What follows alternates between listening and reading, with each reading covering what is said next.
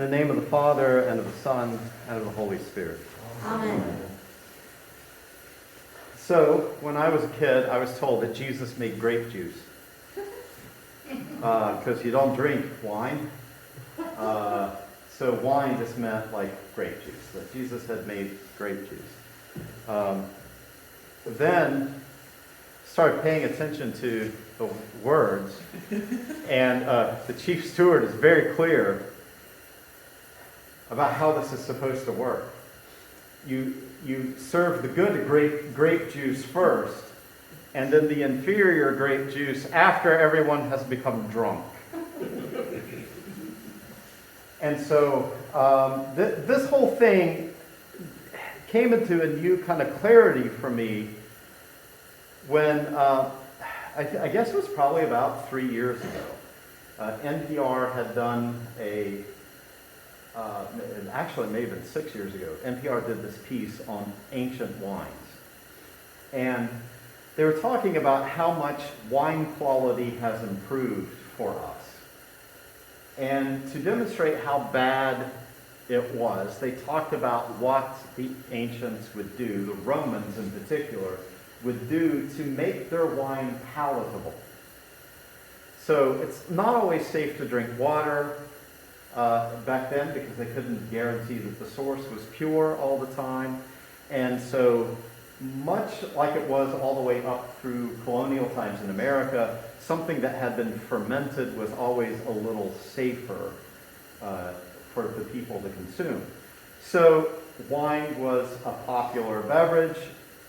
Popular will achieve new definitions for you as I explain what they would do so you could consume it. One of the most popular things to do was to put lead into it. That would sweeten it. The next most popular thing would be to take marble dust and dump it into your wine in order to improve the taste. I'm not an expert on wine, but my assumption is that if you think rock dust is going to improve the taste of your beverage, it's got to be awful. So when the chief steward is stunned by the quality of this wine, that I think we ought to be even more impressed that this is just something that you don't have to put poison into or rocks into in order to improve. The Gospel of John does not talk about grace. Actually, let me take that back. The Gospel of John does talk about grace a lot, but it rarely uses the word. In fact, I think it's only used twice in the same place where it says that Jesus comes to bring grace upon grace. I think the rest of the Gospel in John intends to show you what that looks like. And so here we have this wedding. There are all kinds of things going on in this story. You know the saying, the party's over when the wine runs out. In the ancient times, this carried yet another kind of stigma to it. It wasn't just like it's the end of the party. It's like you had failed as the host.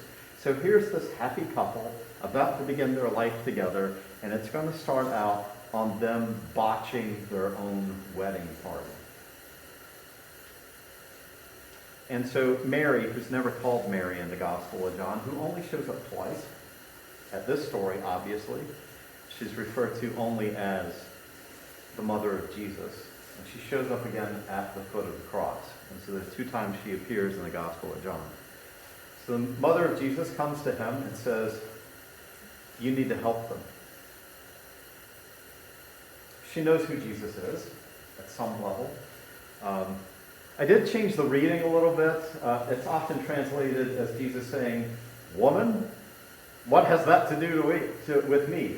And I didn't change it just because I don't like the sound. Well, it's part because I don't like the sound of that, but it's also not true to what the word that Jesus used there. It is, in fact, translated as woman, but it's an honorific usage, which is why I changed it to my lady. So Jesus refers to her and says, it's not yet my time. And so Mary then does, I think, what embodies the life of the church. She has gone to Jesus and said there is a great need. And then turns to the people, to the servants, and says, do whatever he tells you.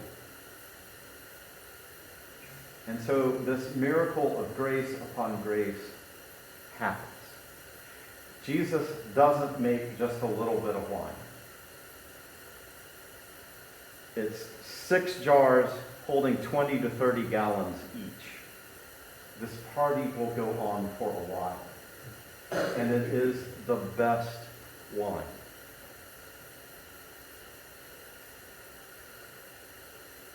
That, I think, is an embodiment. It's not just that Jesus has rescued this party, but it is to give the reader the idea about what kind of God we are dealing with. It will not be enough for God to simply get them through. But it will be the best wine. And there's going to be so much of it. One can't help but see that and think of the times in the Hebrew Scriptures that the prophet said, when God shows up, there's going to be so much wine and food. It's going to be a feast. It will be overflowing, and it will be the finest. That has to be the kind of thing that John is picturing as he tells the story of Jesus' first miracle, his first sign among the people. In John's Gospel, this is how Jesus' ministry begins. There is the idea then that the people of God will become like God and participating in the divine life as God gives it to us, that we are so shaped by the actions of God in our own life and the witness of God's actions that we see in the others, that we will say, that is the kind of life I want to live. And so we will begin to speak, perhaps like the prophet, and say, I will not give up for Judea. I will not give up for Israel. I will not give up for my neighbor. But that my passion might be so caught up in the abundance that God is pouring out that I will begin to shift my life because of the grace upon grace which I encounter. In that image, there is no surprise then for the zeal of someone like Dr. Martin Luther King Jr.,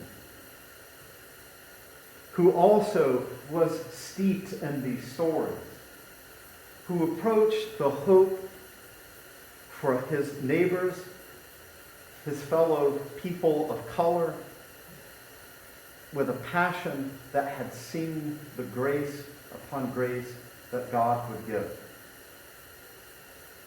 He too could not give up.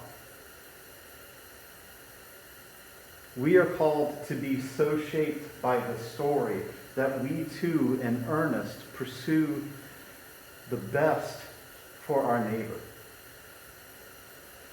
The best beyond the limits that the world would create.